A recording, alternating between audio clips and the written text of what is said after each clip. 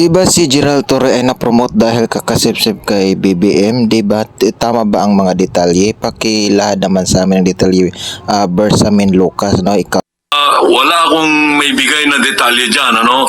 You know, the appointment of elements of the officers of the PNP, there has to be kept confidential. Okay? We should respect that confidentiality, but it's the President's discretion, which I consider to be absolute.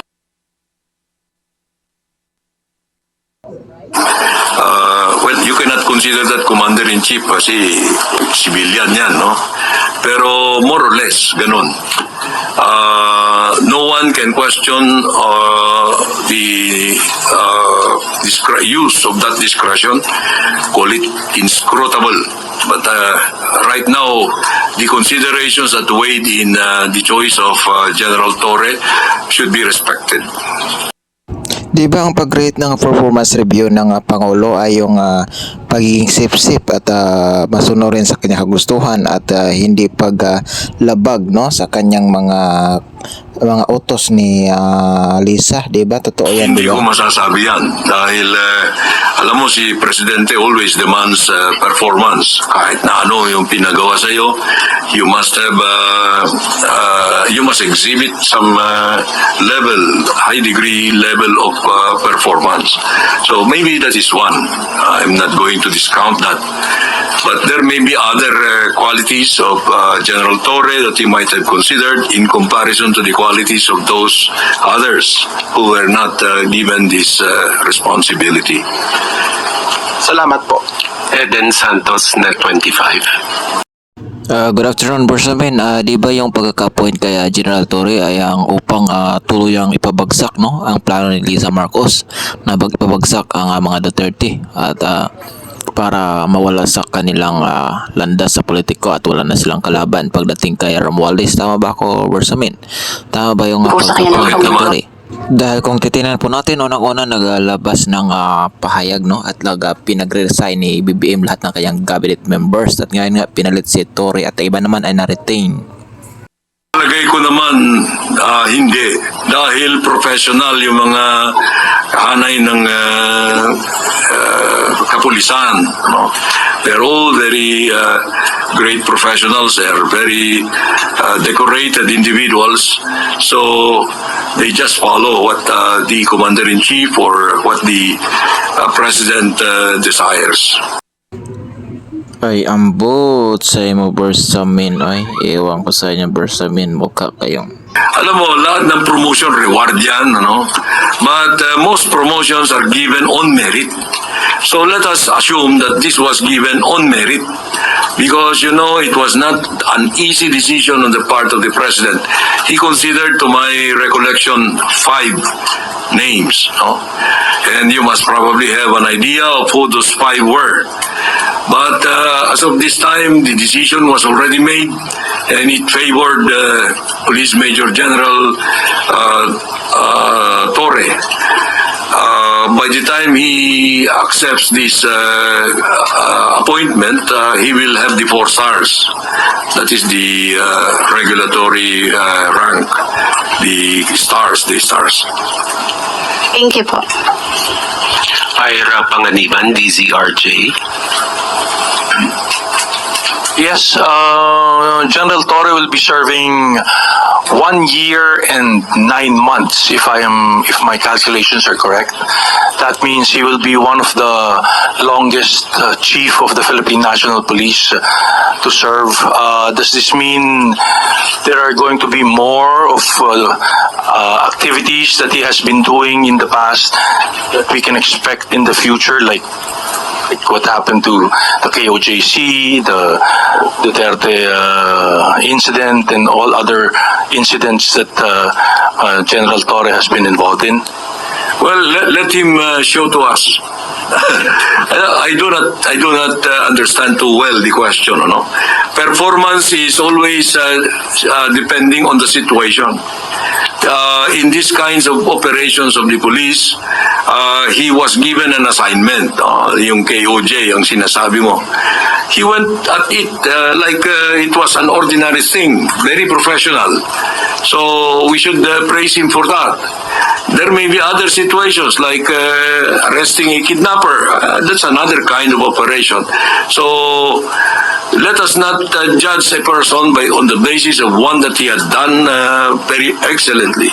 Baka yung next na kanya, palpak siya. Ibig sabihin nun, it's not going to be easy for us to predict. Follow up lang. So, serving for a year and 9 months, the longest I remember of a chief PNP serving very long is something like 6, 7 months, 8 months at most. A year and 9 months. Does this mean better stability for the Philippine National Police, considering that you are going to have a chief that is going to serve for quite some time now, na matutuloy-tuloy yung mga proyekto nila? You know, look at it this way, you know. All PNP chiefs serve at the pleasure of the president, whether they have a term or not. If the president wants to terminate them, he could do that.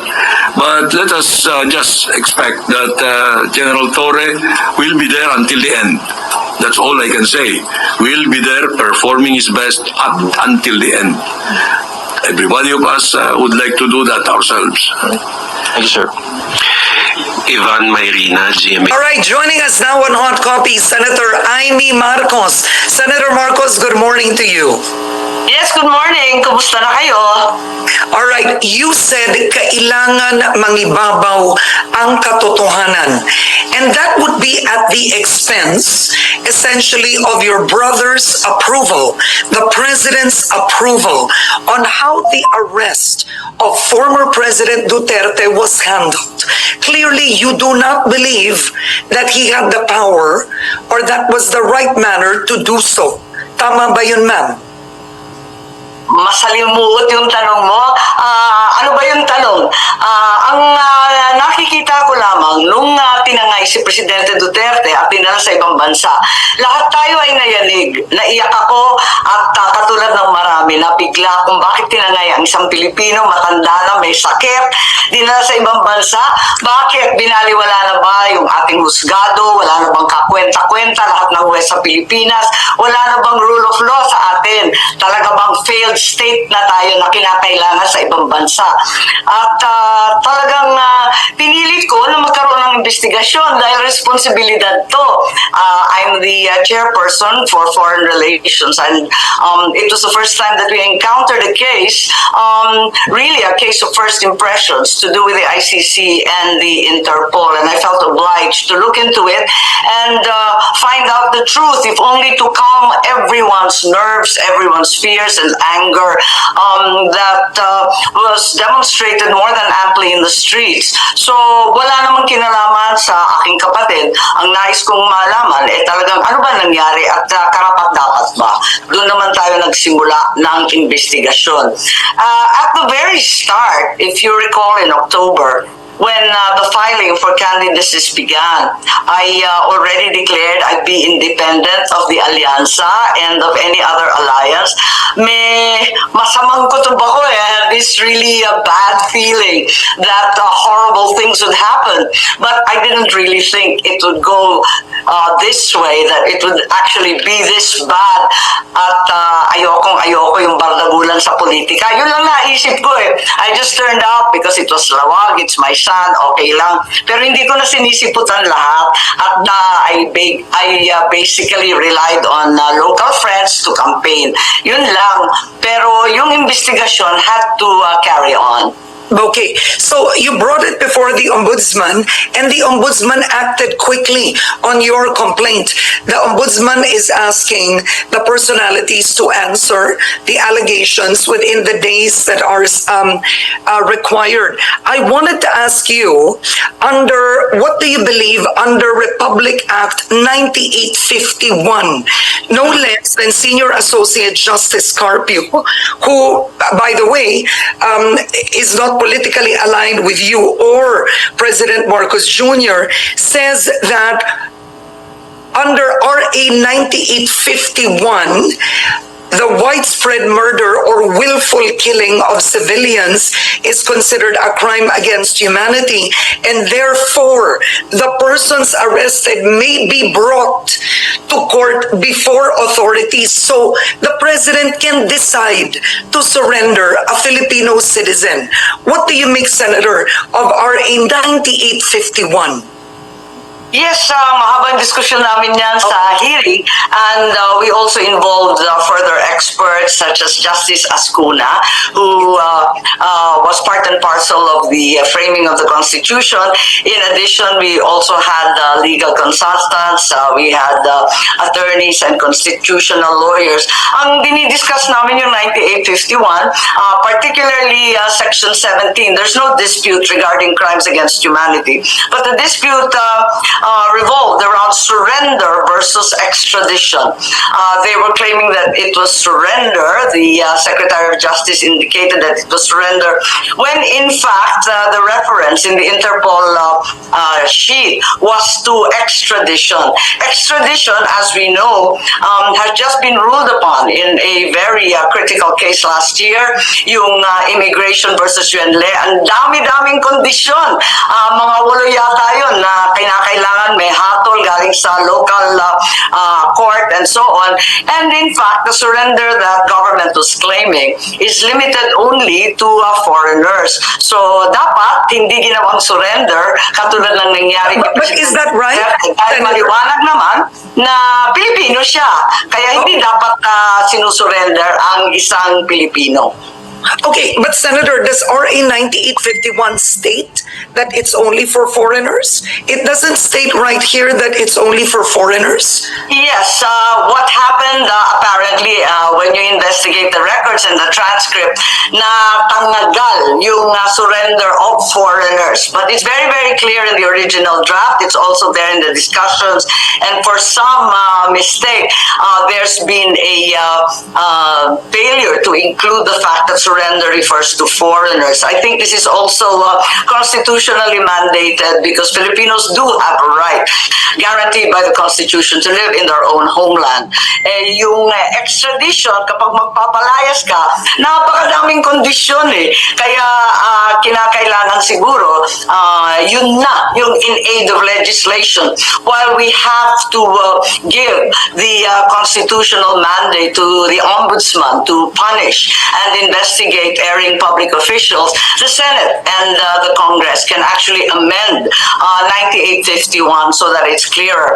In fact, the extradition law in the Philippines was written by my dad, so I think I typed it up because I remember it quite clearly, and it's very, very old as well. Okay, so Senator, to leave this particular topic, clearly it wasn't extradition, pero naniniwala po kayo lumampas sa kapangyarihan ni Pangulong Marcos Jr. ang ginawa niya ng pagbigay, pag-surrender kay dating Pangulong Duterte sa The Hague. Nilabag po niya ang batas. Hindi maliwanag kung sino ang nag-order. Tinatanong nga namin pero sabi nila executive privilege. Tapos nung bandang huli ang sinabi si Secretary of Justice, si Boying Remulla, sabi niya siya daw nag-order. So hindi po maliwanag kaya nahihirapan ako and I'm having a difficult time deriving witnesses because subpoenas have not been signed. Not a single one has been signed by the Senate President. And even the single person we held in contempt. First time ko mag-contempt, hindi ako mahilig niyan eh, ay release ka agad-agad. So sabi ko sa ombudsman na lang tayo umasa pagkat hinaharang itong investigasyon. Mukhang ayaw na ayaw nilang mabuko at mailabas ang katotohanan. Pero natuwa naman ako sa ombudsman kasi ang issue ay talagang umaksyon agad at hindi nasayang yung panahon ng lahat. Ipinalagay kong nakita ng ombudsman ang kasinungalingan at mga butas sa testimonya at kilos na lumitaw sa 3 pagdinig ng Senate Committee. Pero Senator, President Marcos Jr. had a press conference right after the surrender. And he said the government had no choice but to cooperate with the Interpol, which means essentially he gave the go signal or he ordered, but clearly he agreed to the surrender. Kasi nag-press con po siya eh. So, Yes, I'm aware of that. Narinig ko nga na may obligasyon ng Pilipinas at siguro yun ang pagkasabi sa kanila ng mga advisor at maliwanag naman na ang Pilipinas ay hindi nasakop ng ICC. This is way too late as recently underscored by the defense attorneys also at the ICC of President Duterte.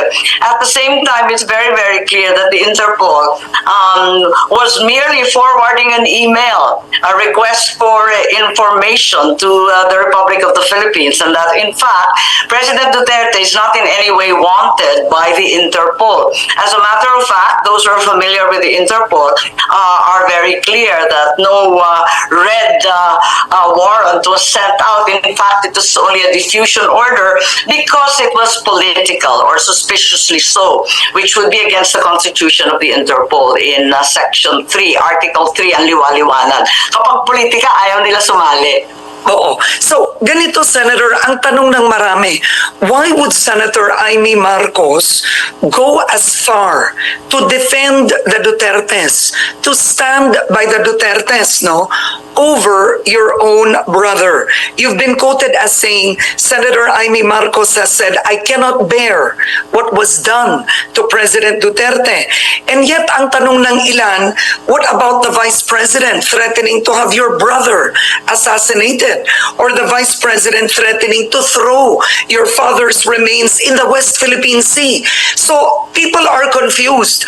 Bakit siya kumakampi sa hindi niya kamag-anak, kapatid niya, at ang kapatid niya na namumuno ngayon ng bansa, bakit niya inaaway? Ako, Karen, Ang sagot ko, Senator. hindi mo ako magagawang defensive kasi wala akong kasalanan at wala akong ipagtatanggol sa ginawa ko. Eto, wala itong kinalaman sa Marcos o Duterte. Sabihin ko ang totoo, ito ay soberanya ng Pilipinas. Hindi ko matanggap eh.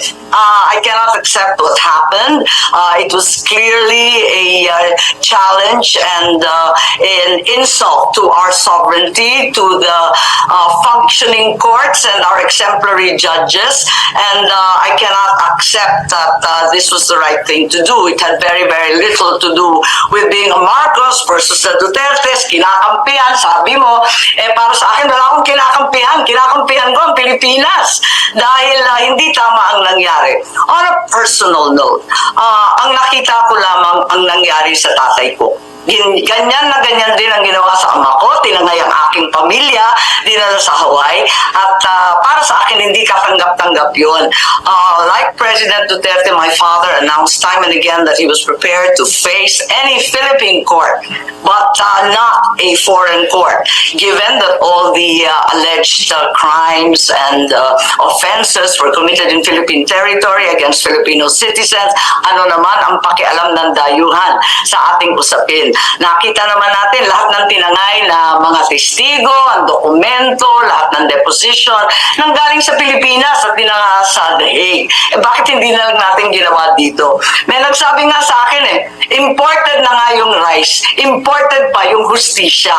Ano ba nangyayari sa bansa natin? Wala na ba ang Pilipinas? Okay, but then, Senator, you also have Duterte's crimes against humanity. We are not denying, I am not in any way judging, denying, I'm not standing as his attorney. I have no doubt that there are actions that need to be answered for, but to my mind, given that the accused is Filipino, that the victims were Filipino, all the alleged crimes were committed in the territory of the Philippines, bakit hindi na lang dito? Kaya naman natin yan kung ano-ano na ang nangyari dito sa atin, bansa, na alam naman natin ang ampatuan, ang mamasapano, ang kung ano-ano na talagang kinakailangan panagutan. At nakita naman natin, nakinaya naman ang husgado natin yan. Bakit naman ito? Takot na takot tayo. Baka kaduwagan na imbes na dito sa Pilipinas kinakabahan kaya walang visa muna yung ating judiciary at tinangay sa ibang bansa. Hindi naman maganda yun. Ayoko naman na sabihin na wala nang pakinabang dito. Isara na natin lahat ng korte. Okay. So, para sa akin, wala ito sa pamilya eh. At pinipilit nila na pumanig ako sa kaapelyido ko o pumapanig sa mga kaibigan ko. Walang ganun eh. Para sa akin, ang tama ay tama, ang mali ay mali. So, But Senator, paglaban ng tama, tama ang mali. So, Okay. na lang, mag-iisa na lang tayo dyan. alright, Senator, sinabi niyo ilaban ang tama, ang mali ay mali. And yet, you have Vice President Sara Duterte endorsing you. And the sitting Vice President, frankly speaking, refuses to answer or to account for how she spent confidential funds. She has names in her confidential funds like Mary Grace Piatos. I mean, pagkain na yung maraming nakapirma doon sa mga resibo.